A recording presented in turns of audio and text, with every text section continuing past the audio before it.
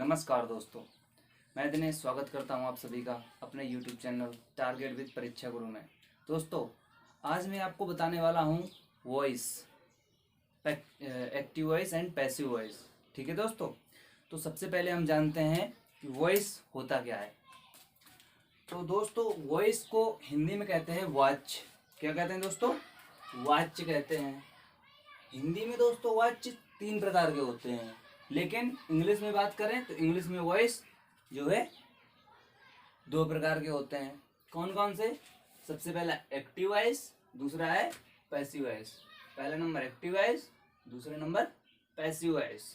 तो active voice को हिंदी में कहते हैं कर्तावाच्य और पैसिव वॉइस को हिंदी में कहते हैं कर्मवाच्य। ठीक है दोस्तों, जैसा कि इसके नाम से ही पता चल रहा है, कर्तावाच्य और ये है कर्मवाच्य।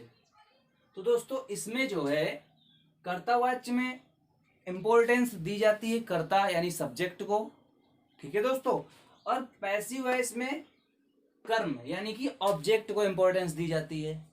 ठीक है दोस्तों, तो सबसे पहले यहाँ पर देखेंगे हम कि वॉइस एक तरह से है क्या। तो voice is the form of verb. Voice is the form of verb. ये वर्ब का ही एक रूप है। क्या है दोस्तों? वर्ब का ही एक रूप है, जिसको हम क्या कहते हैं? वॉइस कहते हैं। अब बात करें हम एक्टिव वॉइस। एक्टिव वॉइस की जो जनरल रूल होता है, जिसमें सब्जेक्ट और वर्ब और ऑब्जेक्ट होता है। तो सबसे पहले आता है सब्जेक्ट, डूअर, उसके बाद आता है वर्ब, फिर आता है ऑब्जेक्ट या अदर वर्ड्स। ठीक है दोस्तों, ये हमारा एक्टिव वॉइस के जनरल रूल है एक्टिव वॉइस का। ठीक है, अगर हम इसको पैसिव में बदलेंगे तो पैसिव में क्या रूल होगा? तो सबसे पहले दोस्तों जानेंगे हम कि पैसिव वॉइस बनता किसका है। ठीक है, तो पैसिव वॉइस ऐसे सेंटेंस का बनेगा जिसमें दोस्तों ऑब्जेक्ट जरूर होगा। अगर ऑब्जेक्ट है उस सेंटेंस में तो दोस्तों हम उसका पैसिव वॉइस बना पाएंगे, अदरवाइज पैसिव वॉइस नहीं बनेगा। तो बात करते हैं हम सब्जेक्ट, वर्ब, ऑब्जेक्ट की। ठीक है दोस्तों, आप लोग जानते हैं सब्जेक्ट को कर्ता कहते हैं, यानी कि डूअर। डूअर यानी काम करने वाला। ठीक है दोस्तों, और जो वर्ब होता है ना, वर्ब, वर्ब दोस्तों ये होते हैं action words.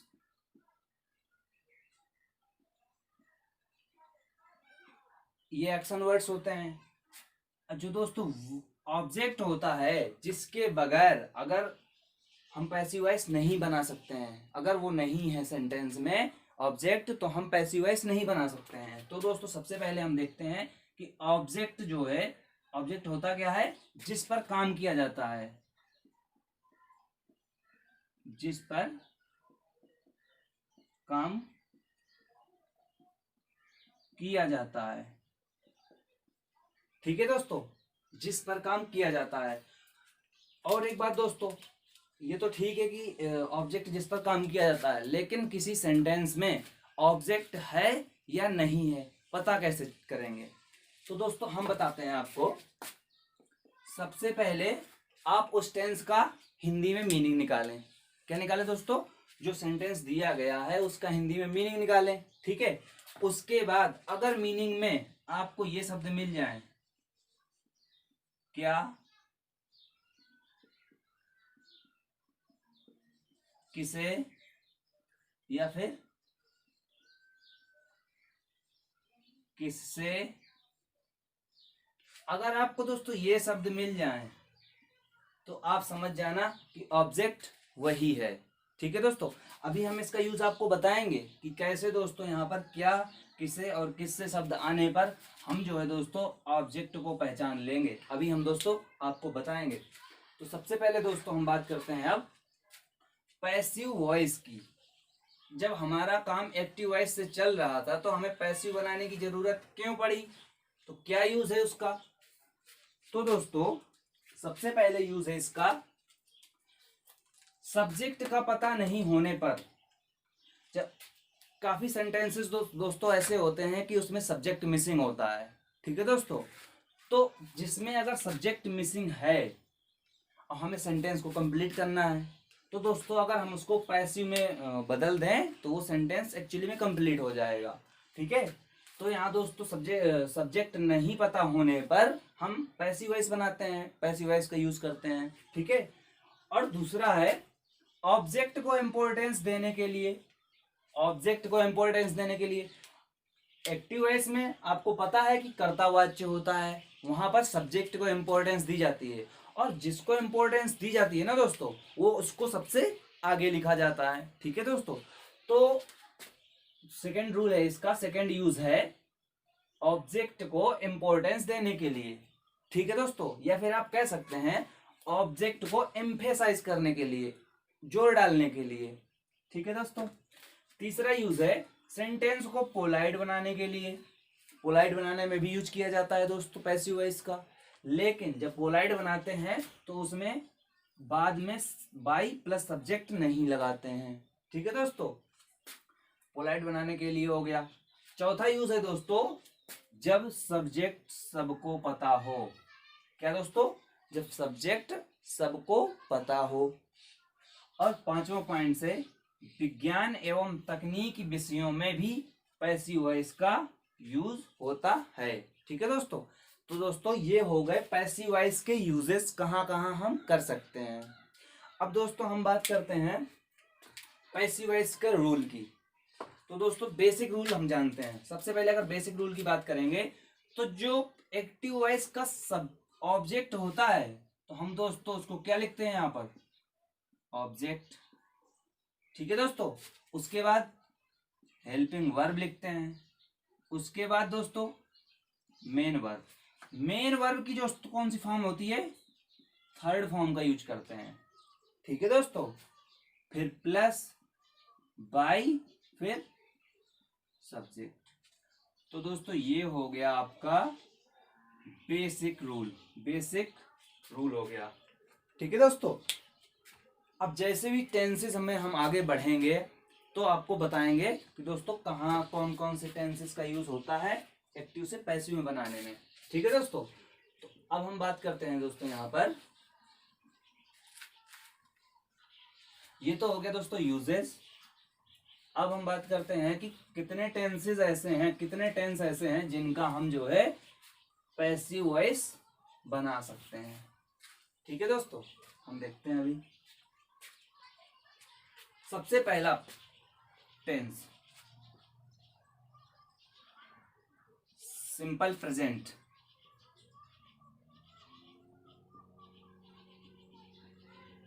Simple present tense. ठीक है दोस्तों, दूसरा है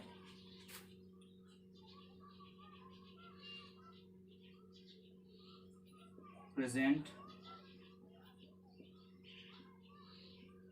कॉन्टिन्यूअस। तीसरा है दोस्तों प्रेजेंट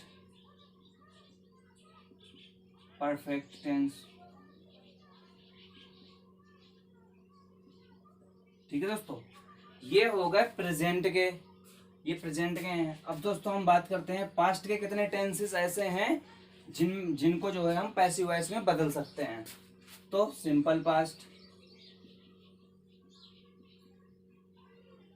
सिंपल पास्ट टेंस। यहां पर दोस्तों सिंपल की जगह आपको देखने को मिल जाएगा पास्ट इंडिफिनिट, ये फिर कैसे कह सकते हैं हम प्रेजेंट इंडिफिनिट। सिंपल इंडेफिनिट है। ठीक है दोस्तों, दूसरा है यहां पर पास्ट कंटिन्यूअस।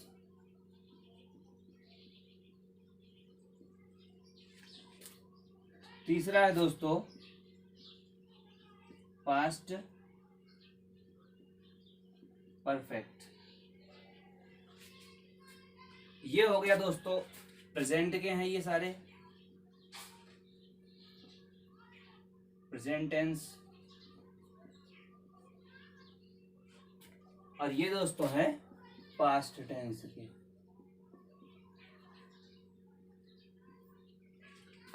अब दोस्तों हम बात करते हैं फ्यूचर टेंस। फ्यूचर टेंस में कितने ऐसे उसके पार्ट है जिनका जो है पैसिव वॉइस में हम बदलते हैं। तो हम बात करते हैं फ्यूचर की।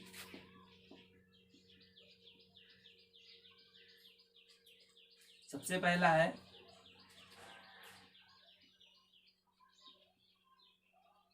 Simple future.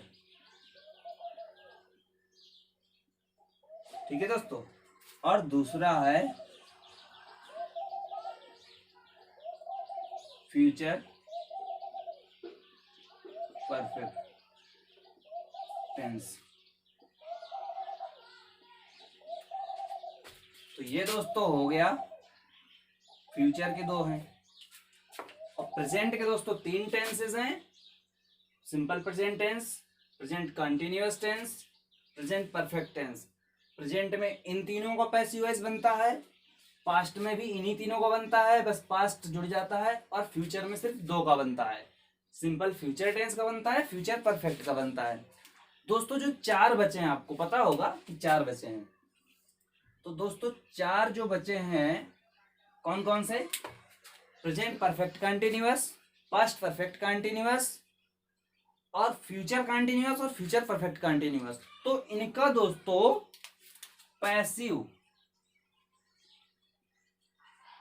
पैसिव क्यों नहीं बनता है? अगर हम बात करें क्यों नहीं बनता है, तो दोस्तों आपको पता होगा कि फ्यूचर में और जो प्रेजेंट का परफेक्ट कंटिन्यूअस टेंस है, तो सबसे पहले इसमें बीन यूज होता है, पता है ना आपको, बीन। और फ्यूचर में भी बीन यूज होता है, दोनों में दोस्तों। और पास्ट में भी, पास्ट के परफेक्ट कंटिन्यूअस में भी बीन आता है। लेकिन जब हम इसका पैसिव बनाते हैं तो आपको पता होगा ये, क्योंकि ये कंटिन्यूअस है, तो इज एम आर के बाद इज एम आर या फिर हेल्पिंग वर्ब, इन्हीं में से किसी के बाद भी बीइंग का यूज होता है दोस्तों। कंटिन्यूअस में बात करें किसका है दोस्तों? बीइंग का। और अगर हम पहले बीन लगा चुके हैं, ठीक है दोस्तों, क्योंकि बीन जो है ये क्या है? बी की ही फॉर्म है कि नहीं दोस्तों? जब बीन बी की ही फॉर्म है, बीइंग भी बी की फॉर्म है, तो इसलिए हम दो बार बी की फॉर्म का यूज एक साथ नहीं कर सकते हैं। इसीलिए जो बकाया चार टेंसेस हैं उनका हम पैसिव नहीं बना सकते हैं। आई होप कि आपको सब क्लियर हो गया होगा। तो दोस्तों अब हम बात करते हैं इनके अंदर इनके एग्जाम्पल्स की। ठीक है दोस्तों, इनके एग्जाम्पल्स की बात करते हैं।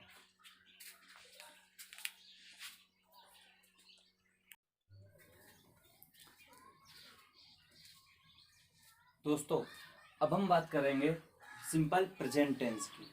जैसा कि हमने आपको पहले भी बताया है कि सिंपल प्रेजेंट को प्रेजेंट इंडेफिनिट भी बोलते हैं, ठीक है ना दोस्तों? तो सिंपल प्रेजेंट टेंस में एक्टिव वॉइस का जो कंस्ट्रक्शन होता है, या फिर कह सकते हैं सेंटेंस का जो कंस्ट्रक्शन होता है, सब्जेक्ट प्लस वर्ब की फर्स्ट फॉर्म यूज होती है, आप सभी को पता होगा, प्लस ऑब्जेक्ट। ठीक है दोस्तों, और अदर वर्ड्स भी हो सकते हैं, कोई दिक्कत नहीं है। तो इसका अगर हम पैसिव में कंस्ट्रक्शन बनाएंगे, इसको पैसिव में कंस्ट्रक्ट करेंगे, तो सबसे पहले ऑब्जेक्ट आ जाएगा, फिर ऑब्जेक्ट के अकॉर्डिंग इज एम आर आ जाएगा, सिंपल प्रेजेंट की बात चल रही है। फिर मेन वर्ब आएगी, और मेन वर्ब की कौन सी फॉर्म आएगी दोस्तों? थर्ड फॉर्म आएगी। उसके बाद बाई आएगा, फिर सब्जेक्ट आएगा। ठीक है दोस्तों, हम कुछ एग्जाम्पल्स ले लेते हैं। पहला एग्जाम्पल है, तो इसको एक्टिव वॉइस में लिखा गया है, I teach English. Simple present का है दोस्तों, आपको पता होगा, ठीक है? तो मैं इंग्लिश पढ़ाता हूं, तो इसको अगर हम पैसिव में चेंज करेंगे तो English is taught by me. ठीक है दोस्तों, इंग्लिश मेरे द्वारा पढ़ाई जाती है। एक बात का दोस्तों विशेष ध्यान दें कि अगर आपका कोई सेंटेंस एक्टिव वॉइस में किसी भी टेंस में है, जिस भी टेंस में हो, तो पैसिव वॉइस में बदलते समय आप उसका टेंस बिल्कुल नहीं चेंज करेंगे दोस्तों। समझ रहे हैं दोस्तों? उसका टेंस आप बिल्कुल नहीं चेंज करना है।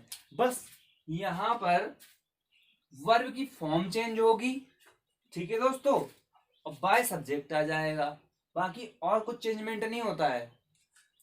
दूसरा एग्जांपल है सी हेल्प्स ऑल, वह सभी की सहायता करती है। तो ऑल, ऑल के अकॉर्डिंग यहां पर आर आ जाएगा, all are helped by her, ठीक है दोस्तों। तो ये हो गए दोनों एग्जांपल्स सिंपल प्रेजेंट टेंस के। अब हम बात करते हैं सिंपल पास्ट टेंस की, ठीक है दोस्तों।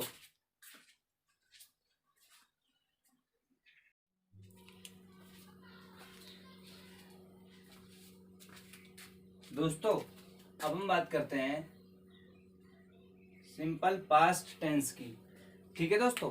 तो सिंपल पास्ट में जैसा कि आप सभी को पता होगा कि जो एक्टिव का रोल होता है, ठीक है दोस्तों, क्या होता है, सब्जेक्ट, वर्ब की सेकेंड फॉर्म एंड ऑब्जेक्ट, ठीक है दोस्तों।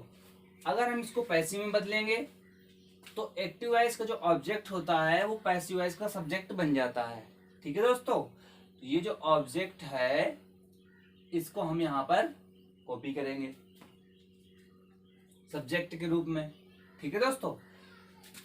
वाज वर, ये हेल्पिंग वर्ब है पास्ट की, ठीक है दोस्तों, हम यहाँ पर पैसिव में बदलने के लिए लगाते हैं। और मेन वर्ब की third form by plus subject. आपने देखा होगा हमने प्रेजेंट का बताया था, तो यहाँ एक्टिव में सिर्फ वर्ब की फर्स्ट फॉर्म थी और यहाँ पर इज एम आर था। और देखिए दोस्तों पास्ट में बता रहे हैं तो यहाँ सिर्फ हेल्पिंग वर्ब ही चेंज हुई है। आप ध्यान दीजिए कि बहुत बड़ा बदलाव नहीं होता है, बस हेल्पिंग वर्ब का बदलाव होता है, ठीक है दोस्तों, और बाकी सारा वही होता है। तो सबसे पहले जैसा कि हमने रूल में बताया है, तो इसमें एक्टिव वॉइस का पहला एग्जांपल देखते हैं। पहला एग्जांपल क्या है एक्टिव वॉइस में, ही स्टोल माय बुक, ठीक है दोस्तों, ही स्टोल माय बुक। अब आपको पता होगा यहां पर माय बुक, हमने अब पहले बताया है आपको कि सबसे पहले ऑब्जेक्ट फाइंड करने के लिए कि हम पता कैसे करें कि इस सेंटेंस का ऑब्जेक्ट क्या है। तो दोस्तों यहां पर हम देखेंगे, इसका मीनिंग निकालेंगे हिंदी में। ही स्टोल माय बुक, उसने जो है मेरी बुक स्टोल कर ली, चुरा ली, ठीक है दोस्तों। तो क्या चुरा ली, यहां पर दोस्तों किसका सेंस आया, क्या का सेंस आया, क्या चुरा ली, मेरी बुक चुरा ली। तो दोस्तों जहां पर क्या, किसे, किससे, ये चीजें आ जाएं दोस्तों, ये शब्द आ जाएं तो आप समझ जाना कि वही ऑब्जेक्ट है। तो यहां पर my book is a object. तो सबसे पहले आ गया माई बुक, आ गया ऑब्जेक्ट बन गया दोस्तों, ठीक है। अब हेल्पिंग वर्ब, अब माई बुक एक बुक की बात कर रहा है इसलिए यहां पर वाज आ जाएगा। वाज क्यों, क्योंकि ये सिंगुलर हेल्पिंग वर्ब के लिए यूज होता है, ठीक है। उसके बाद मेन वर्ब यहां पर क्या है आपको दोस्तों, स्टोल, चुराना, चुराया, ठीक है। तो यहां पर स्टोल का थर्ड फॉर्म आ जाएगा स्टोलन। फिर बाई लगा देंगे दोस्तों, बाई, उसके बाद दोस्तों सब्जेक्ट क्या है, सब्जेक्ट है ही। अब ही को सब्जेक्ट को हिम में चेंज कर देते हैं दोस्तों, ठीक है। तो ये हो जाएगा ही का ऑब्जेक्ट होता है हिम। आया दोस्तों समझ में। दूसरा एग्जांपल है अजय स्पोक द ट्रुथ। इसको हम पैसिव में चेंज करेंगे, कैसे चेंज करेंगे, द ट्रुथ, इसमें ऑब्जेक्ट है द ट्रुथ, इसके अकॉर्डिंग हेल्पिंग वर्ब आएगी, उसके बाद मेन वर्ब की थर्ड फॉर्म आएगी by plus object. Ajay spoke the truth was spoken by Ajay, ठीक है दोस्तों। तीसरा क्या है एग्जांपल, तीसरा एग्जांपल है the mad dog bit the beggar. पागल कुत्ते ने बेगर को काट लिया, बेगर को काटा। तो द बेगर वाज बिटेन, तो पागल कुत्ते के द्वारा कौन काटा गया, बेगर। तो यहां पर अब यहां पर आ गया ना दोस्तों किसको, अभी हमने बताया था किससे, किसको, क्या, किसे, किससे, किसको आदि शब्द अगर आपको मिल जाए तो आप समझ जाना कि वो ऑब्जेक्ट है। तो यहां पर किसको काट लिया दोस्तों, ये किसे काट लिया, तो यहां पर आएगा बेगर को काट लिया। तो बेगर क्या हो जाएगा, ऑब्जेक्ट हो जाएगा। तो ऑब्जेक्ट आ गया पहले। Beggar was beaten by the mad dog. ठीक है दोस्तों, ये हो गया सिंपल पास्ट। अब दोस्तों हम बात करते हैं सिंपल फ्यूचर की। ठीक है दोस्तों,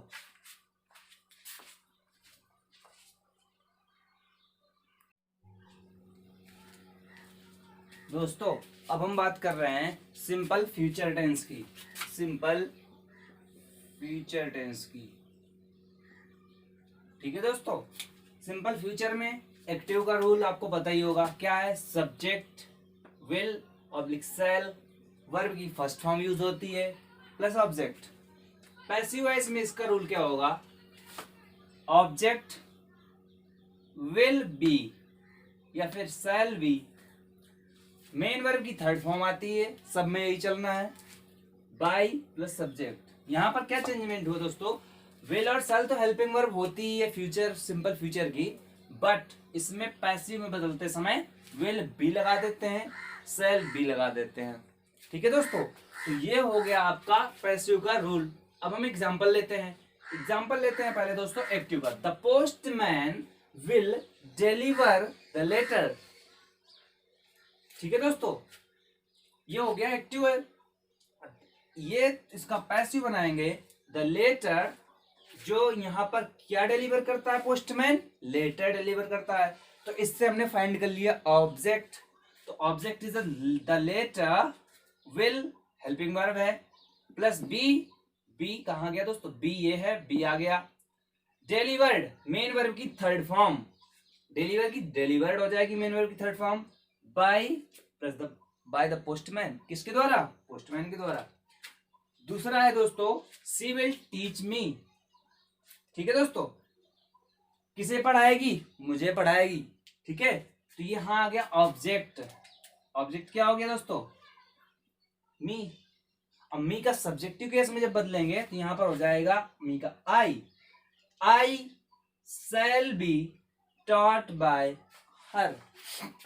आप सोच रहे होंगे यहाँ विल लगाया, यहाँ शैल लगाया। तो अरे भैया आपको पता होगा कि क्या पता होगा कि आई और वी के साथ शैल लगता है और बाकी सभी के साथ विल लगता है। ठीक है दोस्तों, तो यह हो गया आई शैल बी टॉट, टीच का थर्ड फॉर्म टॉट बाय हर। यह हो गया सिंपल फ्यूचर। अब बात करते हैं प्रेजेंट कंटिन्यूअस की। ठीक है दोस्तों,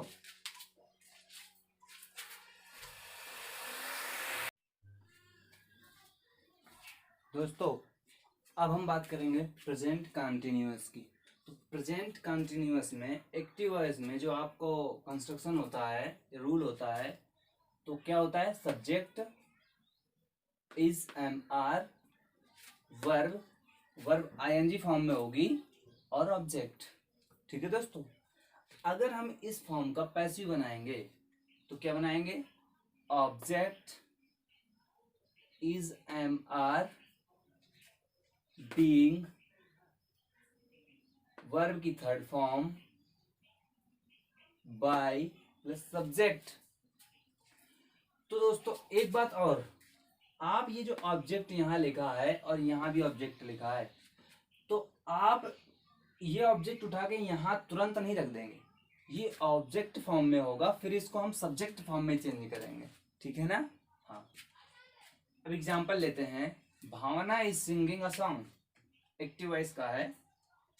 तो आपको जैसे देखने में ही पता चल रहा होगा कि क्या गा रही है भावना, सॉन्ग गा रही है। तो क्या आया, सॉन्ग, अ सॉन्ग। तो a song is a object, a song is being, यहां पर बीइंग लग जाएगा दोस्तों।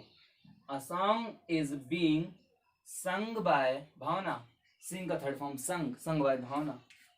संध्या is answering the question, Sandhya is answering the question, the question is being answered by Sandhya. तीसरा है दोस्तों, I am drawing the picture, the picture is being drawn by me, drawing का third form है ड्रॉन, ड्रॉन। ठीक है दोस्तों, तो the picture is being drawn by me. ठीक है दोस्तों, आई होप आपको समझ में आ रहा होगा। ठीक है दोस्तों, अगर आपको कोई प्रॉब्लम हो तो आप कमेंट बॉक्स में कमेंट करके आप पूछ सकते हैं। ठीक है दोस्तों। अब बात करते हैं हम पास्ट कंटिन्यूअस की।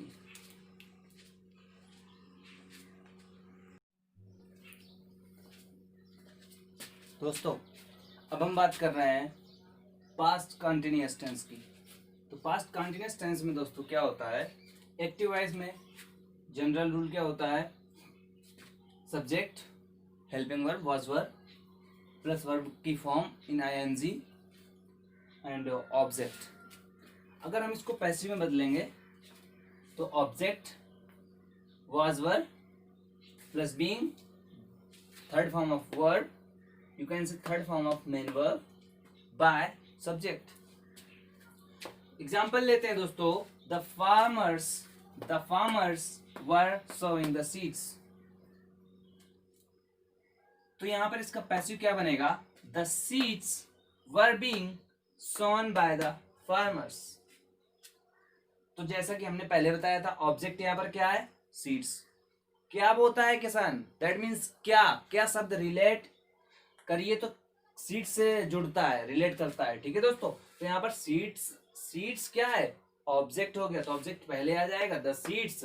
अब सीड्स है यानी कि यहाँ पर आ गया आपको प्लूरल वर्ब, तो वर आ जाएगा, बीइंग सोन बाय फर्म।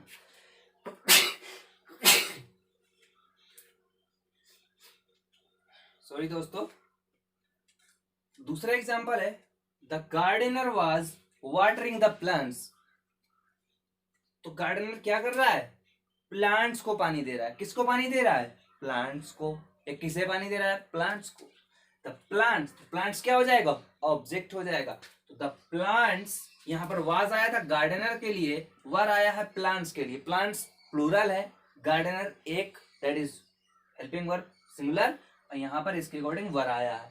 तो the plants were being watered, watering की third form watered by the gardener.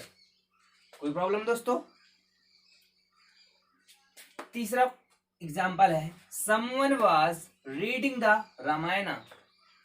Someone was reading the Ramayan.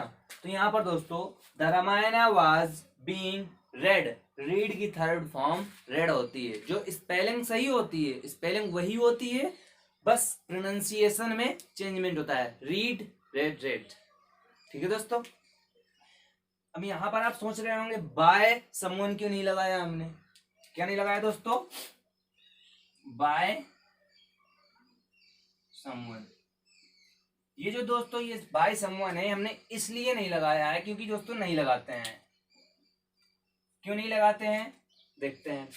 जैसे समवन हो गया, ठीक है दोस्तों, क्या हो गया, यहां देखते हैं, समवन हो गया, somebody हो गया, anybody हो गया,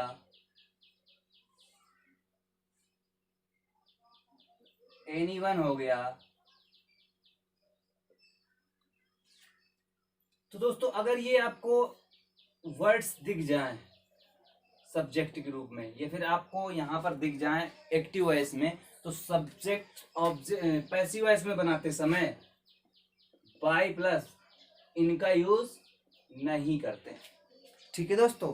हाँ, ये कई सारे वर्ड्स हैं और भी हैं, ज्यादातर वन लगा होगा, जैसे someone, somebody, anyone, anybody, everyone, ये भी हो सकता है दोस्तों, everyone, ठीक है दोस्तों। ये सारे वर्ड्स अगर आ जाएं तो आपको बाय प्लस सब्जेक्ट नहीं लगाना है, इसलिए हमने यहाँ पर दोस्तों क्या लगा दिया है, यहाँ पर लगा दिया है the Ramayana was being read, not use by someone, ठीक है दोस्तों। तो ये हो गया दोस्तों पास्ट कंटिन्यूअस। अब दोस्तों हम बात करते हैं प्रेजेंट परफेक्ट की। अब आपको पता है कि फ्यूचर कंटिन्यूअस का तो बनता ही नहीं है, जैसा कि हमने पहले बताया था आपको। तो यहाँ पर बात करते हैं हम पास्ट परफेक्ट या प्रेजेंट परफेक्ट की बात करते हैं, ठीक है दोस्तों।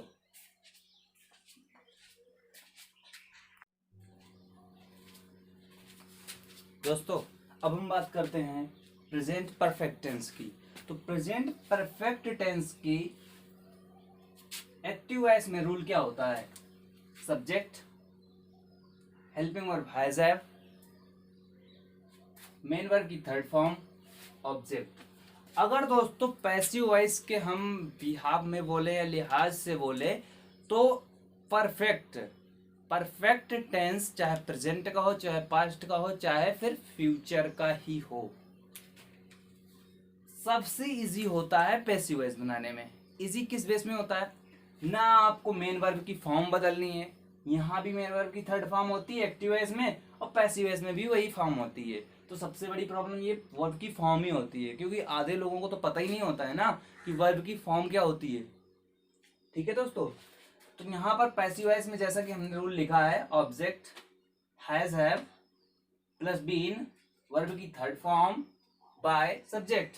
कुछ एग्जांपल्स ले लेते हैं, एग्जांपल से समझते हैं। I have written a letter, a letter has been written by me, इसका पैसिव बन गया।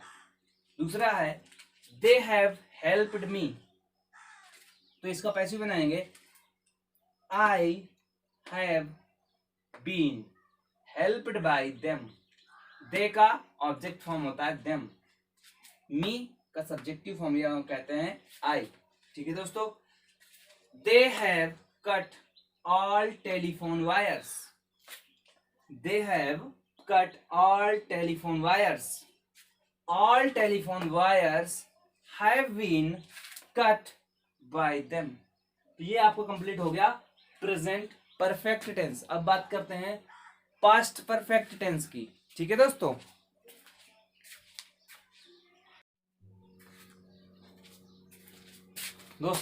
अब हम बात करते हैं पास्ट परफेक्ट टेंस की। तो पास्ट परफेक्ट टेंस में एक्टिव वॉइस का जो रूल होता है, सब्जेक्ट हैड, मेन वर्ब की थर्ड फॉर्म ऑब्जेक्ट।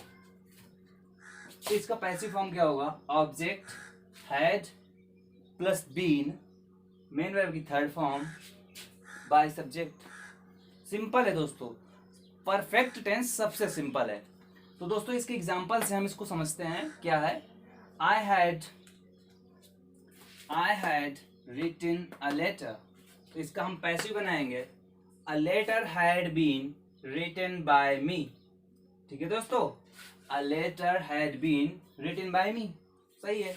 दूसरा है दोस्तों the players had won the match, the players had won the match, तो the match had been won by the players, ये हो गया दूसरा एग्जाम्पल। तीसरा दोस्तों समझते हैं, somebody had already warned him, somebody had already warned him। ठीक है दोस्तों, इसको हम बनाते हैं, इसमें जगह नहीं थी दोस्तों तो इसलिए हमने यहाँ पर लिख दिया। तीसरा इसको बनाते हैं, ये है किसको वार्न किया गया है? हिम, यानी कि उसको, दैट इज ही। इसका सब्जेक्टिव केस क्या हो जाएगा? ही had। अब यहाँ पर ऑलरेडी समय सूचक शब्द है दोस्तों, ठीक है, टाइम को इंडिकेट करते हैं। तो he had already been warned,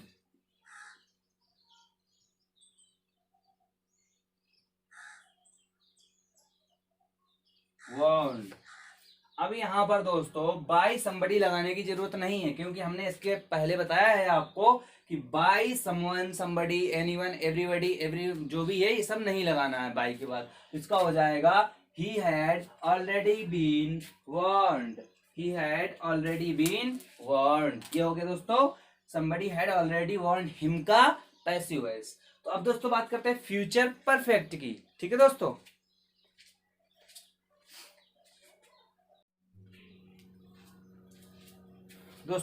अब हम बात कर रहे हैं आप फ्यूचर परफेक्ट टेंस की। फ्यूचर परफेक्ट टेंस में जनरल रूल एक्टिव वॉइस में क्या होता है? Subject will, shall, will have, shall have, verb की थर्ड फॉर्म ऑब्जेक्ट। पैसिव में यही रूल क्या होता है?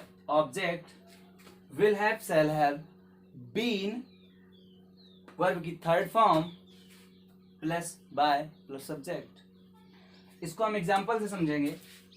तो एग्जाम्पल है दोस्तों, the police will have caught the terrorist. ये सिंपल फ्यूचर परफेक्ट का है। तो दोस्तों इसका हमने क्या बनाया? पैसिव बनाया। तो the terrorist will have been caught by the police, ये बनेगा। ठीक है दोस्तों। दूसरा है हमारा they will have painted the whole house by 2 o'clock। ठीक है दोस्तों। तो यहां पर द होल हाउस ये क्या है, ऑब्जेक्ट है। तो the whole house will have